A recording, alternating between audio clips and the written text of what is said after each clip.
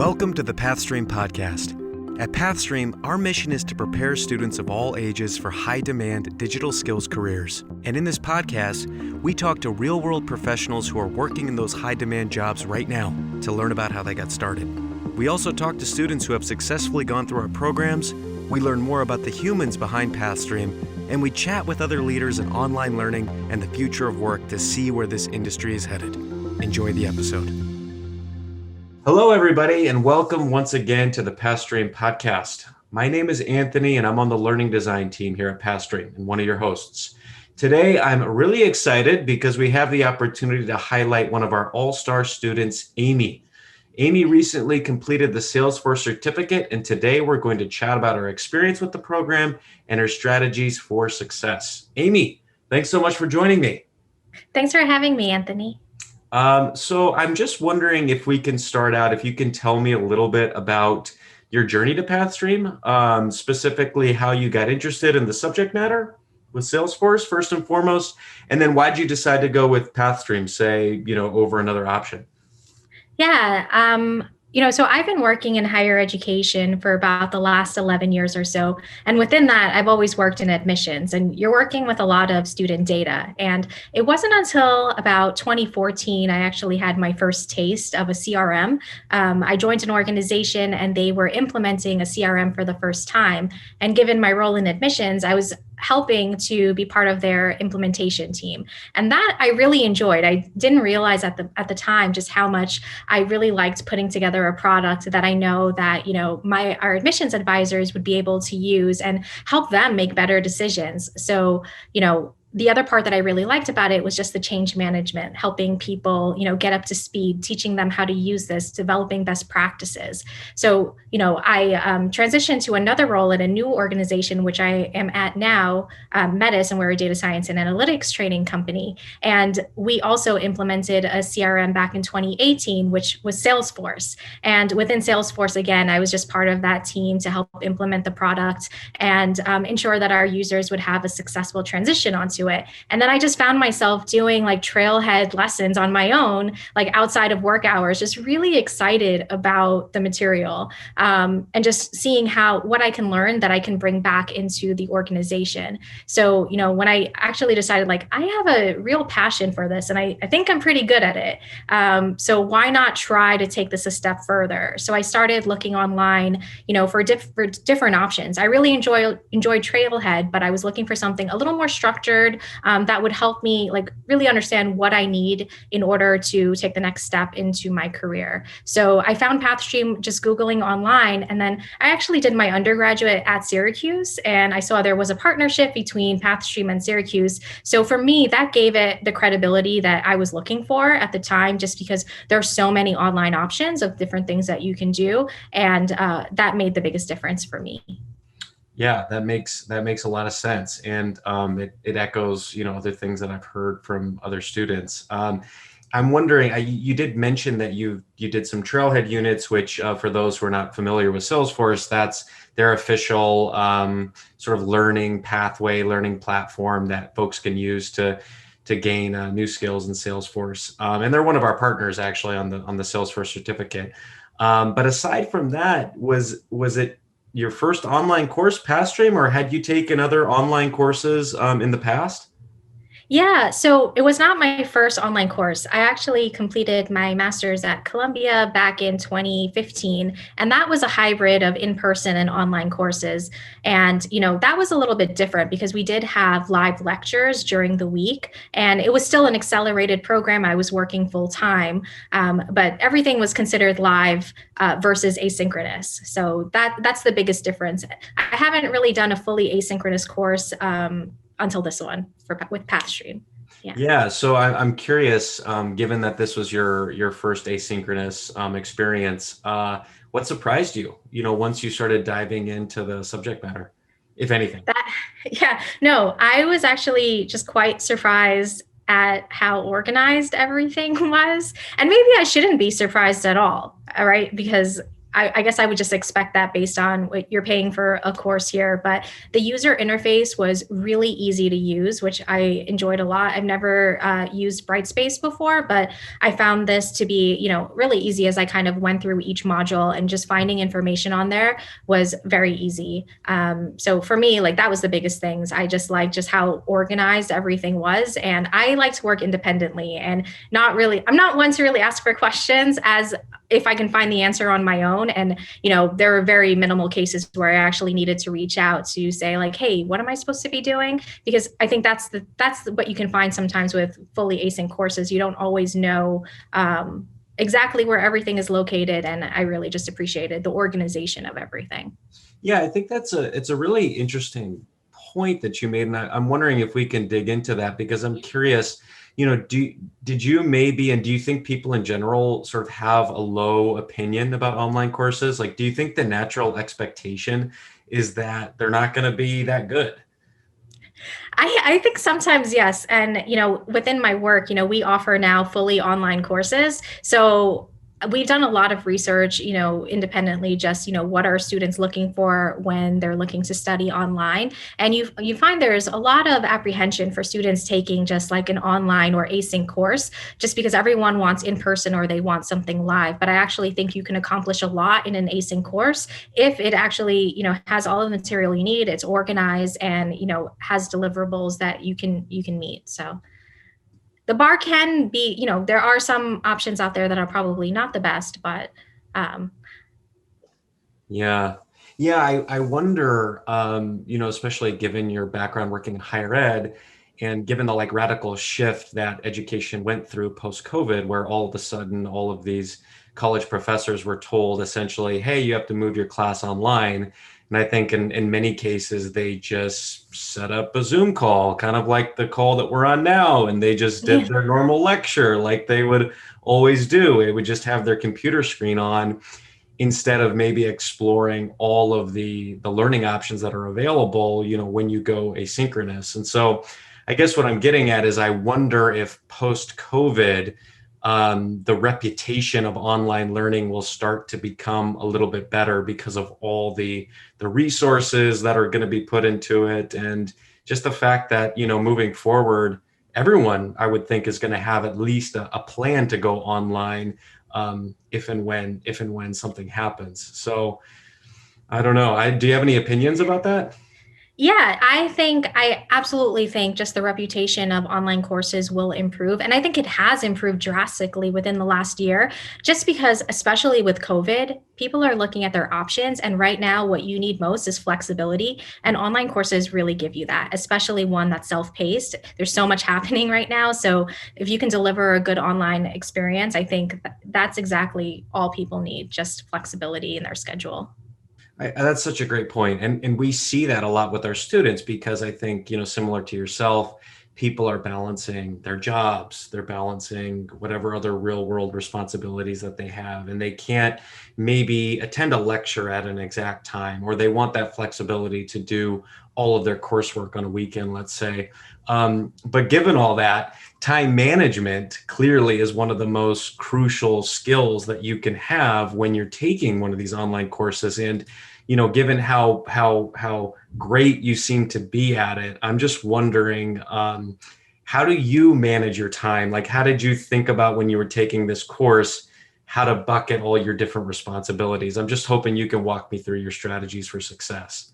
Yeah, I think, there are a couple different things that I did, but I think the most important one is creating a schedule and trying to keep it. So for me, what I did is, at the beginning of every week, I would look at my calendar and see what I have going on in terms of work, my personal life, and, this course is 15 weeks, obviously broken down into 5 weeks at a time. So I'd kind of look ahead at the syllabus, see what's covered every week, and figure out, okay, within this week, what can I actually accomplish? So, I kind of set goals for myself, like mini milestones within the week. So I would try to do at least 3 different days where I tackle a module, like one module each. And the module would consist of, usually it's like a module plus a project. So every week there's like maybe 2 projects due, sometimes 3 projects or 2 projects and a quiz. So every time I attempted to learn, I would set forth to meet one of those milestones. Today, I'm going to review all of the lectures that I need to and create and finish this project, right? So when I did that, I found I was more successful than just kind of seeing like, okay, let me just get done as much as I can as possible, because not a lot of learning really takes place that way, right? I really wanted to make sure I tackled each topic and was able to show some type of project work that had the practical application of the material that I was learning there. And then, the other pieces, like especially, with COVID and working from home all the time, I just found that I was on my laptop more and more. So for me, I knew how important it was to make sure that I can step away and just decompress away from the screen. So I tried to create a schedule that would allow me to complete my work during the week, like after my work hours. So that way I would still have at least a day or two on the weekend to completely step away and just like really help preserve my mental health. And when you create those schedules, I think you're just much more successful in that process. And, the other thing is that you need to sometimes you have to reprioritize what your responsibilities are and just be really kind to yourself, because there are some days, you have a really rough week at work. There's, a lot going on. So you don't always have the time to prioritize the class that you may have scheduled in your calendar. So the next best thing is to, kind of take that day off, recalibrate your mind, and then come back in the next day and refocus. And, the most important thing is that you're taking this class because you want to be here, right? So you want to make the most out of this experience. And, for me, I found that very easy to reprioritize when I needed, because this is really about like self-development for myself. And then also I see so many benefits for my company, but it's all about creating the schedule, trying to stick with it, but also just being kind to yourself and knowing that these aren't strict deadlines, but at the same time, like you're doing this for a purpose, and just try to remember what that purpose is. I think that's a brilliant, really brilliant answer. And I have a couple of questions that came to my mind while you were talking. And one is, how do you set goals for yourself that are simultaneously ambitious but realistic? And the reason why I make that distinction is because what I see sometimes is students will set goals that are too ambitious and then not be able to meet them and then get really down on themselves, or they're playing way too safe and they're really not being ambitious enough. And so I'm wondering how you get to that sweet spot. Yeah, that's great. So one of the things that the curriculum had within Brightspace is that there was a time limit for how long each section would take. So if I knew, well, today after work, I have 2 hours to dedicate to this, I'd kind of take a look at that, right? So, okay, this module is about 45 minutes. This module is about an hour. Those are 2 that I know that I can complete today. So when I set goals, I kind of look at, what's the material that I'm looking to cover? Because, someone like myself, I don't like to stop halfway during a lecture. I like to show that, yes, that this is complete screen pop up. Like that's a very nice page to see sometimes. So that's what I would tend to do. I would take a look at just like the time limits required for each section and see what was actually something that I can accomplish within that time period.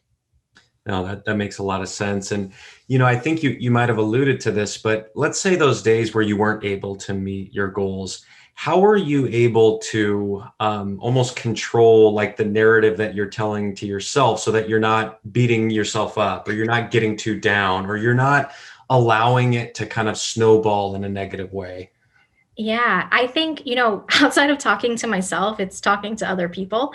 I think I have a really nice support system in place. So I think sometimes, you're used to venting to your friends, to your family, to your significant other, just, how stressful the work can be. And then, talking to them about this course specifically, again, helped me just reinvigorate, like, I'm doing this because I really want to do this.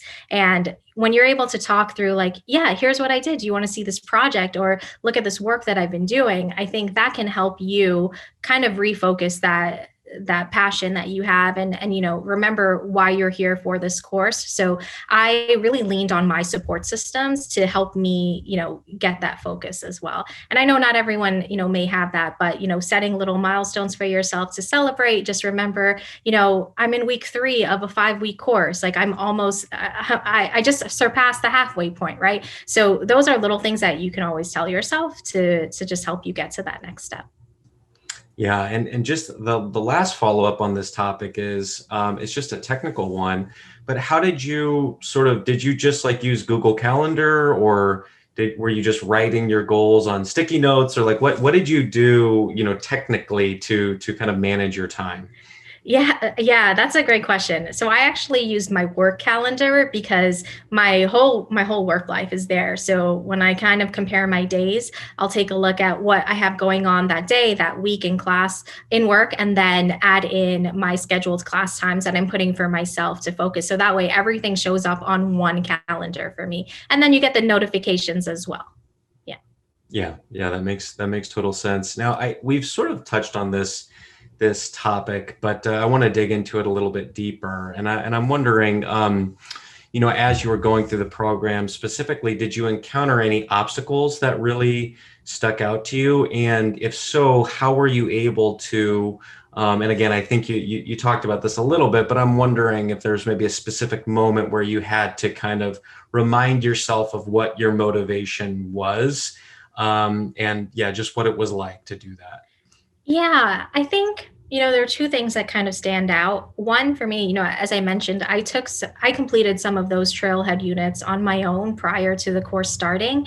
And, some of the material within the class covered those trailhead modules. So for me, I was like, well, do I just skip ahead? But then I found myself, when I didn't do the modules that I already completed, I didn't feel like I was getting a full grasp of the material. So I felt like, okay, in order to really get the most out of this, I need to redo these lessons again. And that can be, you can feel a little down on yourself because you're like, well, I've already completed this, but I completed like one assignment without the full context of everything. So going through those assignments again, I think, it certainly feels like, oh, I've already done this, but then at the same time, it can add in to the fact that, well, now I'm learning how to apply this in different ways, because before it was just like, no use cases, you're just following along here. But you all did a really nice job of setting up like Simply Social, like you're this person working within, this company. And I felt, so much more aligned to the work that I was completing when you felt like there was like this mission that you were doing as part of that. So that for me was just one thing on a personal level of how do I get over this hump when I feel like, oh, I've already done this, but then without doing it, it created more issues for me because I didn't remember everything that I did. And then on the other end, I think I kind of mentioned this, is that work can get really crazy, especially at the end of the year. And I found myself really up against the deadlines that I was setting. But I'm a person that, I consider myself like a grinder. Like I'll do what I need to in order to hit my deadline. So, I was certainly pulling in some weekends to just get up to speed with the classes. But, the biggest thing is, again, I think the support system is really what comes in here. Just, making sure you remember what your end goal is, right? You're doing this for a reason. And this is very different from any other class that you're taking. You're not just, you go to college, you take courses and it's working towards a degree, but you're taking this because you want to take this class and you're looking to, transition your career. So as long as you just keep focusing and telling yourself like what the end goal is and what your purpose is, I think that helps alleviate a lot of the challenges, because then you'll find ways to make this work for yourself. Yeah. And so what was your specific end goal in this case? Yeah. So for me, I really enjoy using Salesforce. We use this for work, but I found myself like only understanding like one use case scenario, which is higher education. I know there's so many different uses for Salesforce, and I really wanted to get as broad of an approach as possible in learning the material. And, I do think I will go take the certification exam just to get that underneath my belt there. And, hopefully in the future, I can really take this to, becoming like an education consultant and helping other companies or educational institutions ramp up or transition into a Salesforce model. Yeah. That's so interesting. So it sounds like you were imagining this future state of yourself with this expanded skill set where you would maybe be able to work more independently as a consultant. And I'm wondering, Yeah. were you thinking of that specifically, like in those tough moments? Like, were you visualizing yourself as that person in that future state? And if so, did that help? Kind of. I kept thinking, like, what am I doing here? I remember, so like, we implemented Salesforce at work and we have our own consultant, as part of our company. And I remember just asking her, like, how do I become you? Like, what did you do? And that really helped me because she's like, I just, I studied, I took these exams, I told her about the course that I was doing. And she was really excited because I don't think that this was kind of around when she first started getting into Salesforce as well.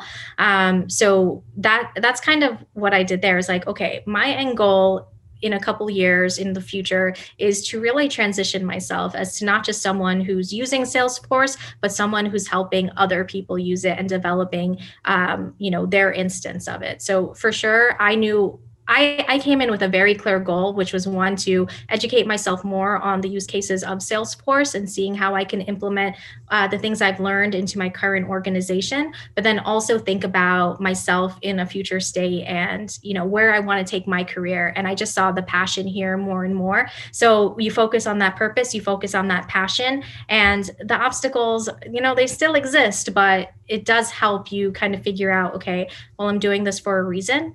And, let's recalibrate your brain a little bit to think about how I get to that end goal, which is finishing this course. And, also reaching out for help, right? Even though that's not something I essentially did as much in the program, I appreciated that every week I think you'd send out an email just about here's what's coming up this week, book time to speak with me.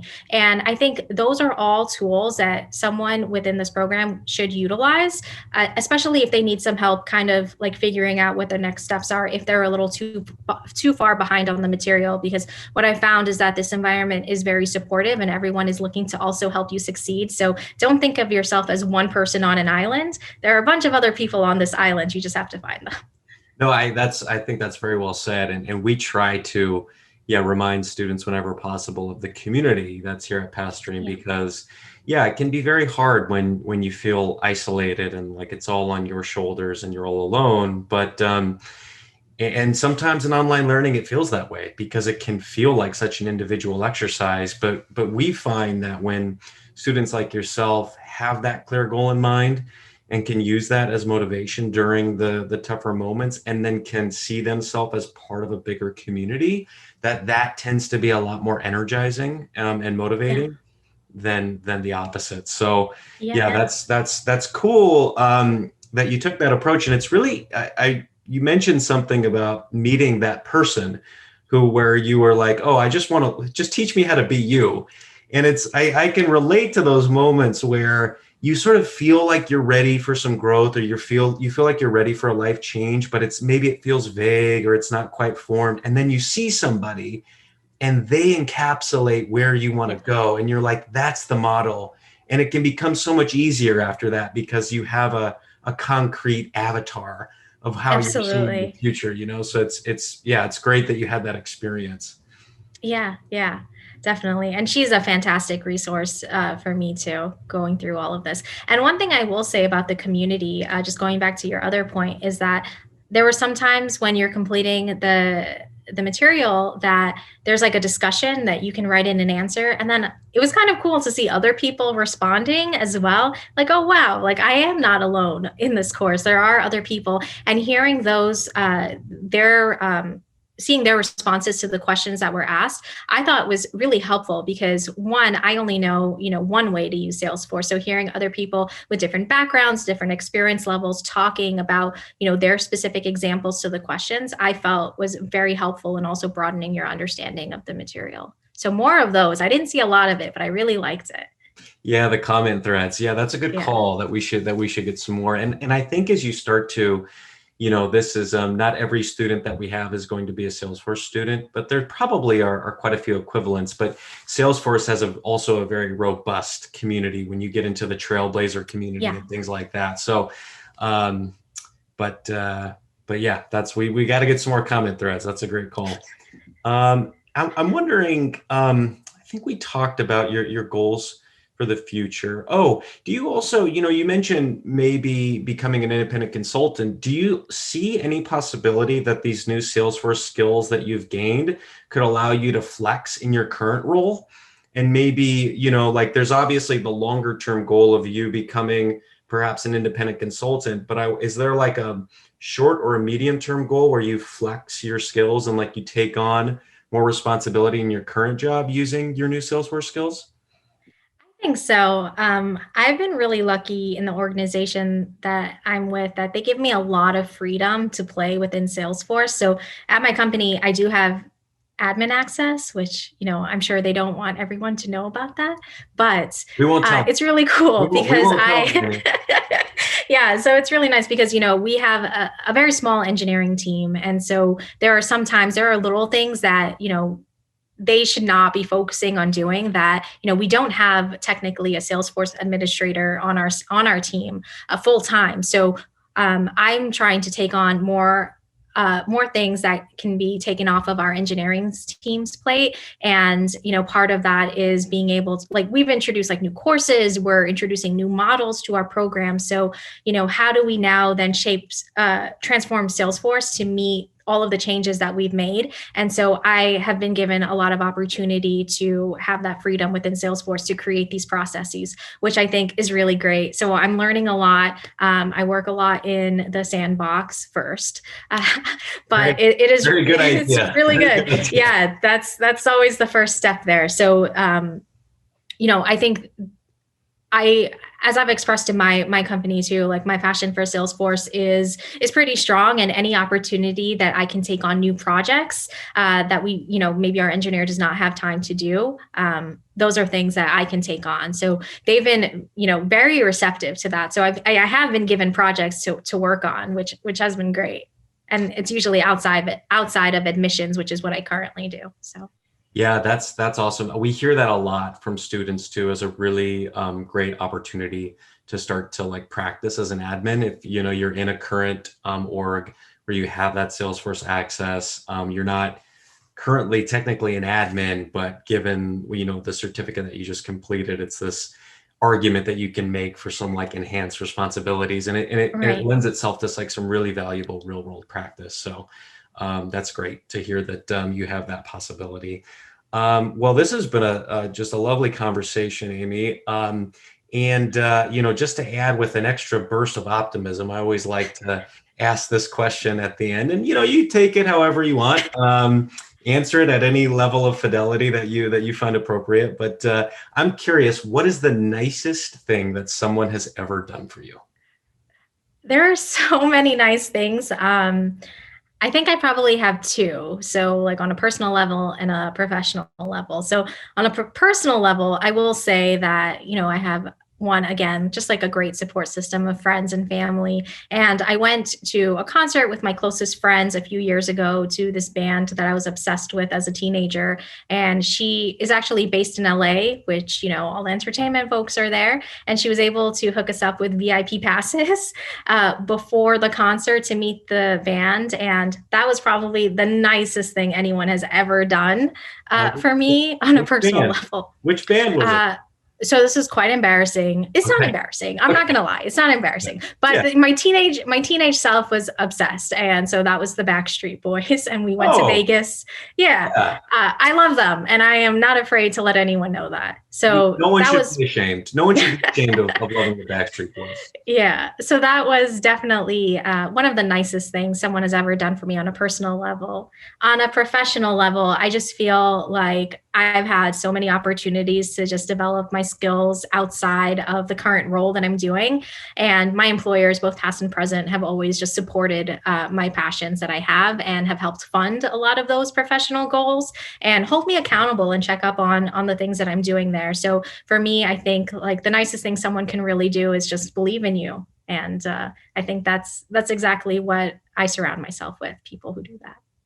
And I can pay it forward in the future. Well, you're doing it right now, I think, Amy, to be totally honest with you. I think, sharing your strategies for success, and you were super successful in this certificate. And I really think that that what you laid out is going to benefit a lot of other students. So thank you in advance. Thank you from all of them. And you will definitely need to stay in touch with Pathstream. Let us know, where you wind up. Let us know when you start your independent consulting gig. Let us know when you pass that official admin cert exam. But just, again, thank you so much. Really appreciate you taking the time today. Absolutely. Thank you for having me. And it was really, honestly, this was such a great experience for me. And I look forward to the future with a career using Salesforce. Thanks for listening to this episode. If you'd like to learn more about Pathstream, please visit pathstream.com or follow us on social media. And if you think you might be interested in starting a Pathstream course, visit pathstream.com/programs. That's PATHSTREAM.com/programs. Until we talk to you again, happy learning.